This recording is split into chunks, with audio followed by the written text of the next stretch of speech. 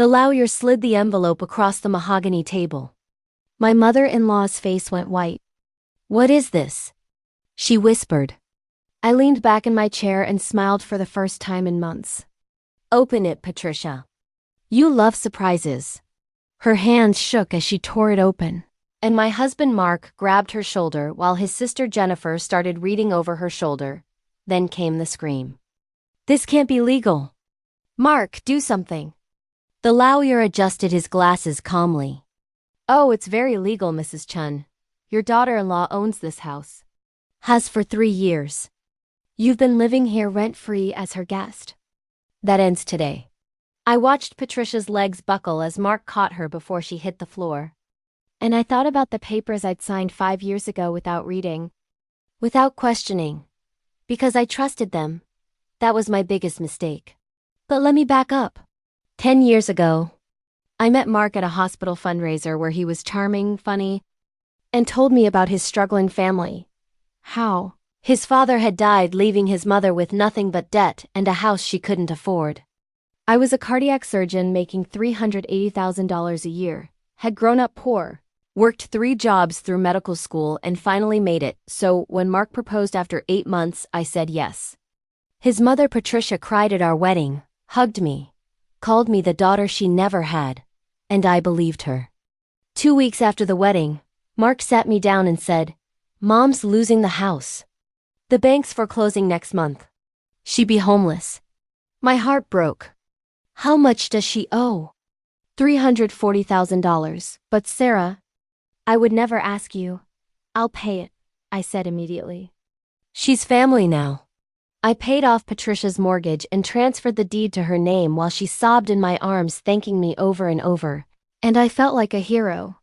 Then came the remodel. The old kitchen was dangerous. The roof desperately needed repair, the plumbing was a disaster waiting to happen. So I spent another $180,000 on renovations while Patricia picked every tile, every fixture, every paint color. "You have such exquisite taste," I told her. She just smiled. Mark's sister Jennifer moved in next after losing her job. She said, just for a few months, but those months turned into 4 years. I paid for everything. Groceries, utilities, property taxes, home insurance.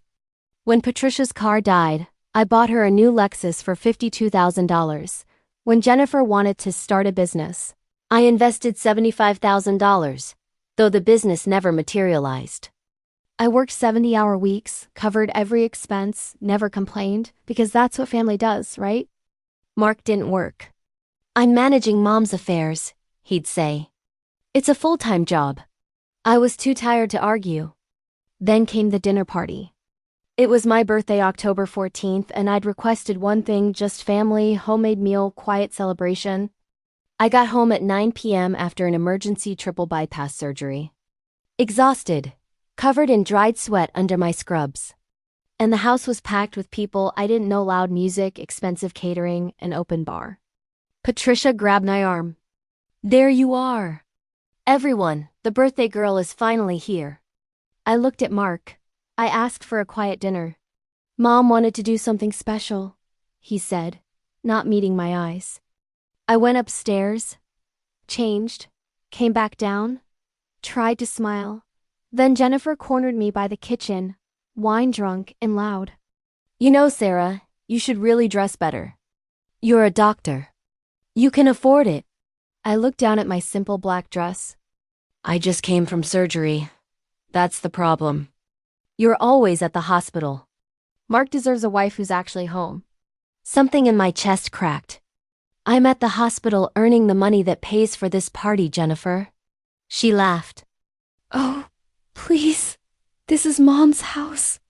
"You're just living here." I stared at her. "Excuse me."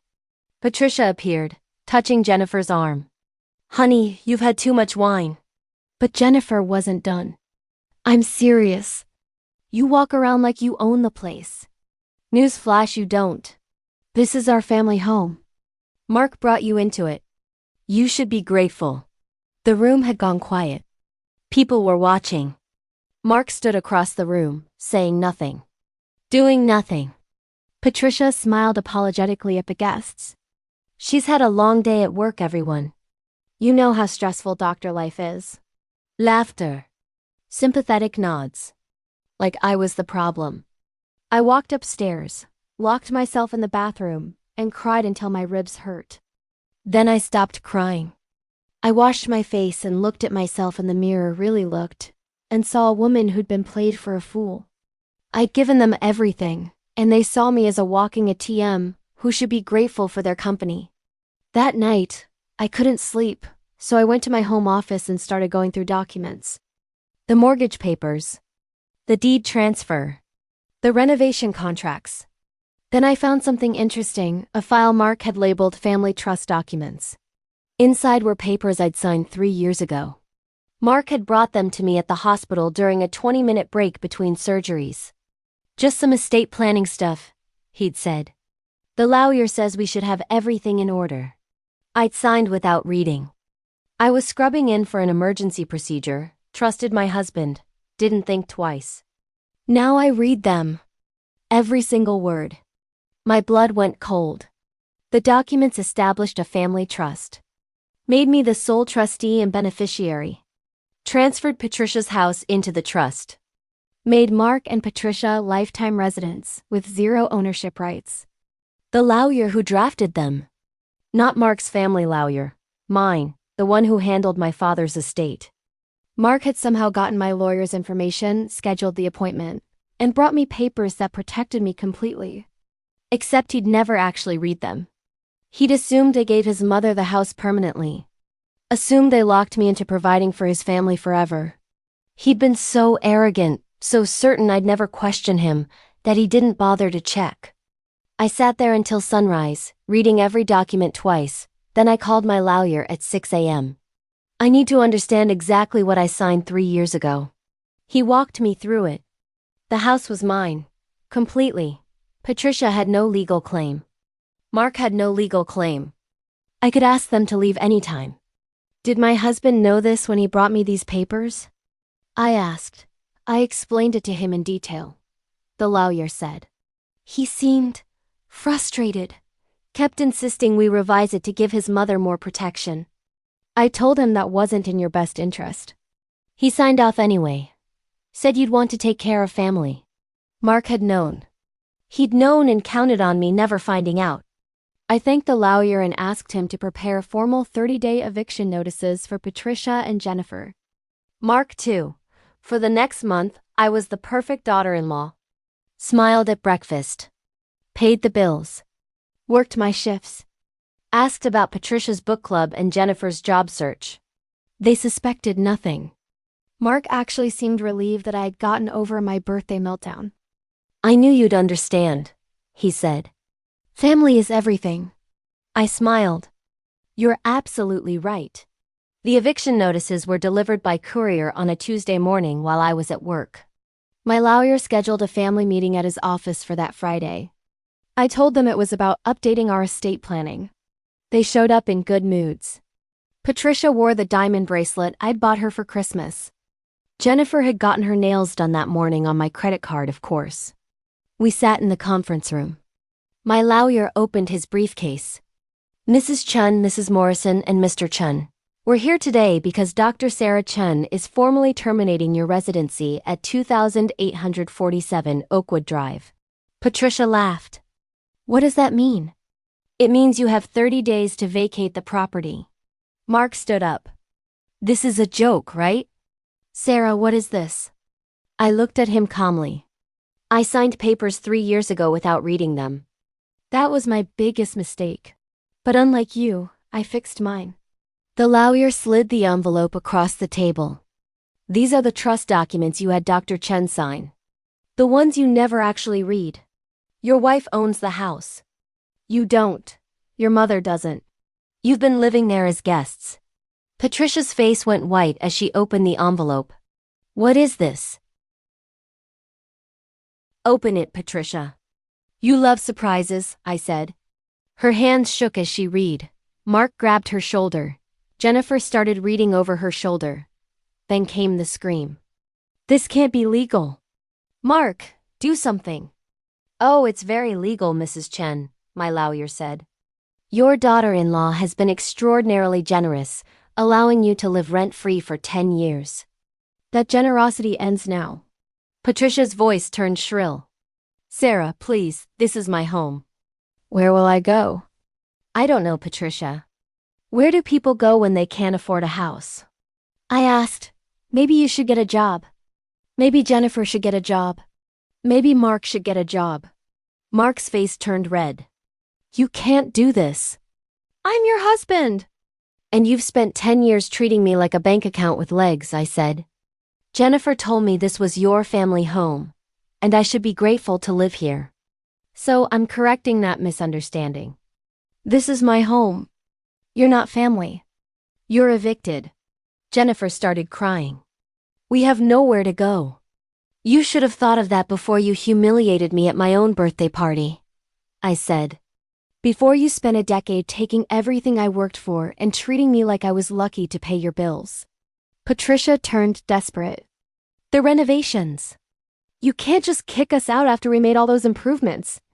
My lawyer smiled. Actually, Mrs. Chen, those improvements increased the property value by approximately 200,000.